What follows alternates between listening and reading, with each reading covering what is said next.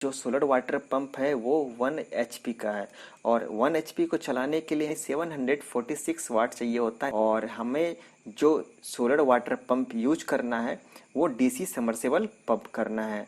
अगर हमें DC submersible pump नहीं यूज करके हम डीसी मोटर यूज करेंगे तब भी उसके लिए भी सेम रिक्वायरमेंट होगा। जो भी चीज़ बताने वाला हूँ उसके लिए भी सेम लगेगा। अगर हम एसी पंप या फिर एसी मोटर यूज करना चाहेंगे तो उसके भी लगभग सेम है। बस एक चीज़ हमें चेंज करना होगा, जो डीसी में लगेगा वो एसी में नहीं, जो एसी में लगेगा वो डीसी में नहीं। तो वो भी हम आगे देखेंगे कि क्या हमें चेंज करना होगा एसी के लिए। 1 HP का पंप से हमें पानी मिलेगा तो कितने गहराई से मिलेगा, तो जो डीसी समर्सिबल पंप होगा उसके लिए जो गहराई होगा, जो डेप्थ होगा वो 29 मीटर से लेके 46 मीटर तक नीचे हमें ये गहराई रखना है।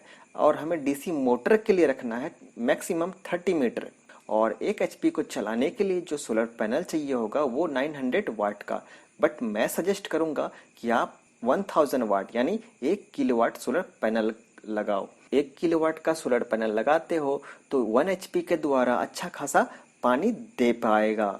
और डीसी समरसेबल पंप को चलाने के लिए हमें कंट्रोलर चाहिए होगा। जो कंट्रोलर क्या काम करेगा, कंट्रोल करेगा फ्रीक्वेंसी को, वो कंट्रोल करेगा। कंट्रोलर को हम लोग वीएफडी भी बोलते हैं, यानी वेरिएबल फ्रीक्वेंसी ड्राइव। ये क्या करता है, जो फ्रीक्वेंसी आता है, जो वोल्टेज ऊपर नीचे होता है उसको वो मैनेज करता है। जो ओपन सर्किट वोल्टेज होगा पैनल का वो कितना होगा, 90 वोल्ट से लेके 140 वोल्ट। और मैंने आपको बताया कि आपको 1 HP का मोटर को चलाने के लिए आपको 1000 वाट का पैनल लगाना है। 250 वाट का अगर आप 4 पैनल लगाते हो तो 1000 वाट पूरा हो जाएगा। और एक पैनल का जो वोल्टेज होगा वो 30 वोल्ट होगा। 30 वोल्ट एक पैनल का, तो 4 पैनल का वोल्टेज कितना हो जाएगा, 120 वोल्ट। और जो 120 वोल्ट होगा वो ओपन सर्किट वोल्टेज होगा। ओपन सर्किट वोल्टेज आप देख पाओगे 90 वोल्ट से लेके 140 वोल्ट है, पर आपको रखना कितना है, 120 वोल्ट। और 120 वोल्ट हो जाएगा जब आप एक पैनल 250 वाट का लेते हो। तो मैक्सिमम वोल्टेज जो होता है वो ओपन सर्किट वोल्टेज से कम होता है। तो मैक्सिमम वोल्टेज होगा कितना, 100 वोल्ट से लेके 110 वोल्ट तक होगा। मैक्सिमम करंट वो 8.2 एम्पियर का होगा। अगर आप सारे पैनल को सीरीज में करोगे तो ऑटोमेटिकली उसका एम्पियर जुड़ेगा नहीं और एम्पियर सेम रह जाएगा। तो हमें एम्पियर जो मिलेगा वो 8 एम्पियर के आसपास मिलेगा, यानी 8.2 एम्पियर मिलेगा। पैनल में जो करंट आपको शो करेगा वो दो तरह का करंट शो करेगा, एक मैक्सिमम करंट, दूसरा short circuit current. Short circuit current हमेशा ज़्यादा होता है। आपको पैनल में शॉर्ट सर्किट करंट जो दिखेगा 250 वाट के पैनल में वो 8.78 8.79 के आसपास दिखेगा, लेकिन मैक्सिमम करंट जो दिखेगा वो 8.1 8.2 के आसपास दिखेगा। तो हमें जो करंट देखना है वो मैक्सिमम करंट देखना है। तो कंट्रोलर में हम इनपुट कितना वोल्ट दे रहे हैं, 120 वोल्ट, और कंट्रोलर से जो आउटपुट मिल रहा है वो 30 वोल्ट से लेके 85 वोल्ट तक मिल रहा है। इनपुट पावर मिल रहा है आपको कितना मिल रहा है, लगभग 900 वाट का पावर मिल रहा है। उसके बाद जो प्रोटेक्शन के लिए ध्यान देना होता है, ओवर करंट तो होगा नहीं। अगर हम जो 250 वाट का पैनल लगाएंगे तो करंट तो उसका आएगा 8.2 के आसपास। अगर हम 250 वाट पैनल नहीं लगा के हम 280 वाट का या 300 वाट का पैनल लगाते हैं तो एम्पियर उसका थोड़ा ज़्यादा हो जाएगा। उस कंडीशन में क्या होगा, ओवर करंट होने का चांसेस होगा। तो हमें कोशिश करना है कि हमें 250 वाट का ही पैनल लगाना है, ताकि 4 पैनल लगाने के बाद 1000 वाट पूरा हो जाए। और उसके बाद ओवर वोल्टेज और लो वोल्टेज तो होगा नहीं अगर हम 250 वाट का पैनल लगाएंगे, क्योंकि एक पैनल का जो वोल्टेज होगा वो 30 वोल्ट होगा। तो 4 पैनल को मिला के कितना हो जाएगा, 120 वोल्ट, जो कि 140 से कम है।